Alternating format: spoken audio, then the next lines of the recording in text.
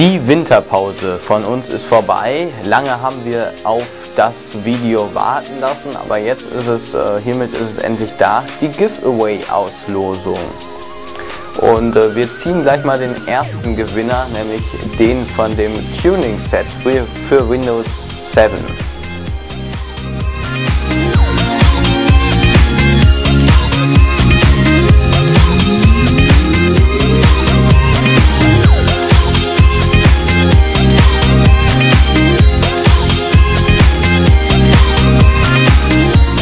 Glückwunsch an den Gewinner, und jetzt kommen wir auch schon zu SSD Max, der zweiten Software von Databackup. Die werden wir jetzt auch mal direkt verlosen.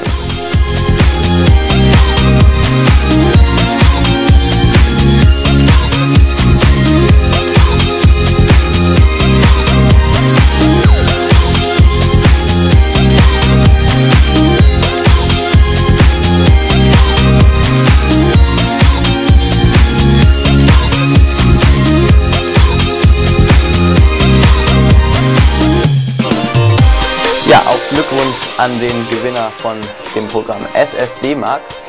Ihr werdet jetzt in den nächsten Tagen angeschrieben und verratet uns hoffentlich eure Adresse.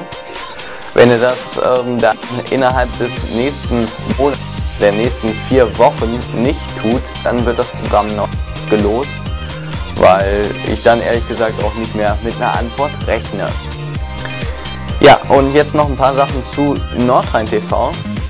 Der ein oder andere wird es schon mitbekommen haben. Wir haben eine Dokumentation gedreht, die ist jetzt hier irgendwo im Video verlinkt. Und ja, die kam insgesamt bisher ganz gut an. Und ja, dann wird natürlich jetzt in der nächsten Zeit auch wieder 4 Computertipps kommen, und da hat sich auch einiges verändert. Was genau, das könnt ihr euch ja dann mal einschauen. Die nächsten Folgen kommen also. Bis dann zum nächsten Video. Tschüss!